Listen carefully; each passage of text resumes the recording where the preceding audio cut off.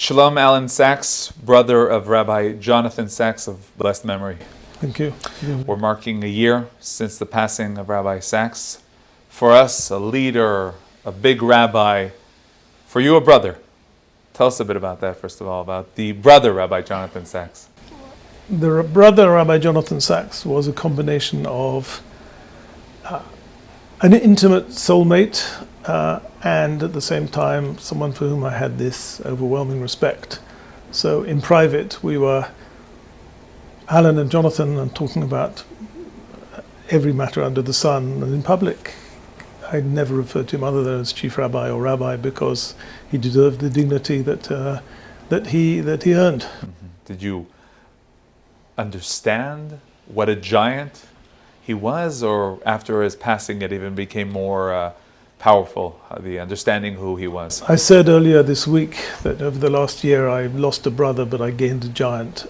He was obviously a great intellectual figure and a speaker who could conquer vast crowds, but the outpouring of grief, the overwhelming interest in his writings and his works has just been extraordinary in this last year.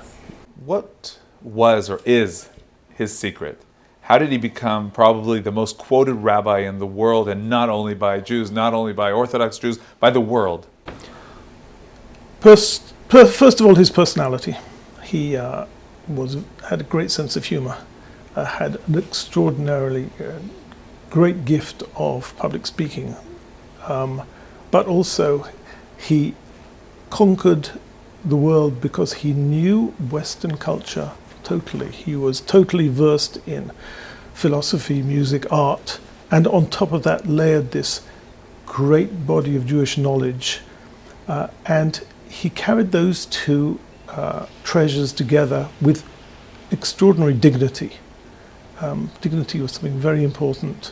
I don't think we ever used that word out loud, but you never saw him other than in total refinement. And he walked into whatever venue it was with absolute pride, and people thought, this is a reason to be proud to be Jewish, or this is a Jew with whom we can interact and show great respect.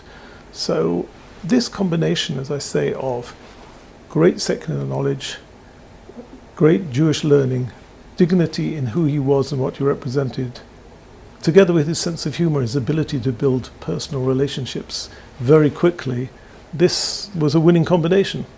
You mentioned Jewish pride. He really talked a lot about the role of a Jew in this world, something that we sometimes need help understanding or fine-tuning.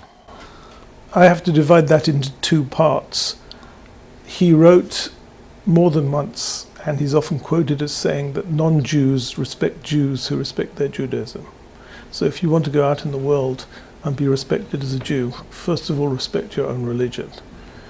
For Jews themselves, he thought, and I suppose the main thrust of his writings was, be proud to be a Jew.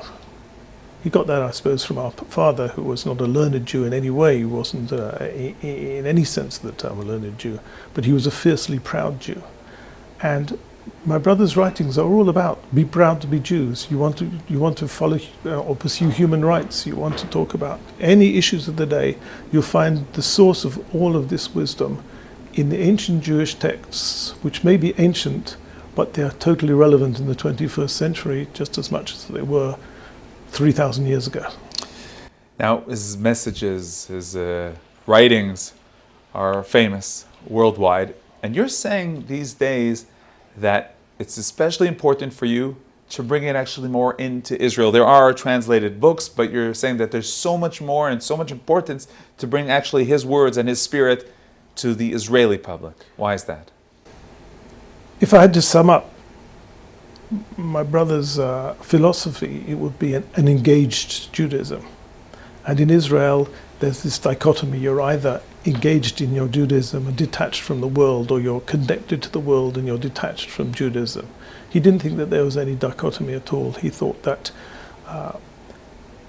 Jews of every religious level of observance should first of all be proud to be Jewish, and for some reason or other, and it's a much longer conversation, that hasn't caught on here in Israel. There's such a division between religious and non-religious, and there's such resentments and hatreds. So the first issue from our perspective, if we're wondering where to go forward, is how do we bring these values, which were so well received by Jewish and non-Jewish communities abroad, into Israel? Because surely the idea of all sides agreeing a central core of Jewish and human values, which don't contradict, on the contrary, they are they're complementary, that must go a great deal towards strengthening Israeli society. Do you feel that sometimes these messages, which are more easier to digest in the diaspora, are sometimes even considered controversial in Israel? No, you asked me a hard question, because I don't think his ideas are sufficiently well known. The more and more people are being exposed to his works, his writings, his ideas, the more and more feedback I receive from Jews, non-Jews. I was today sitting with a group of non-Jewish people telling me how much they've been influenced by his writings. I simply think that there's an issue of exposure here, reluctance to approach Jewish texts in a non-religious environment in Israel, and on the other hand, in the ultra-Orthodox community, a reluctance to look at texts written by somebody who has a PhD in philosophy. So let's end with the continuation. We're seeing lots of projects. How really could we, could you, could everyone go in his path? First of all, as I say, we're trying, we being the family and those who are the supporters of Rabbi Saxton in his lifetime, we're trying to get a huge amount of material published over time into Hebrew, translated into Hebrew.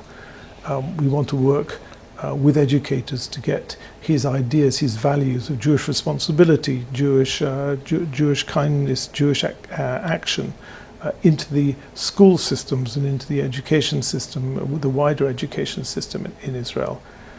How can we bring his ideas across? My brother was a man who thought that Judaism should be lived and not read, and so much of his work, so much of his ideas are practical, simple matters in terms of interpersonal human relations, and the more people are exposed to them, let's just hope that the more people will be influenced by them. Okay, Alan Sachs, brother of Rabbi Jonathan Sachs of blessed memory, thank you very much. Thank you.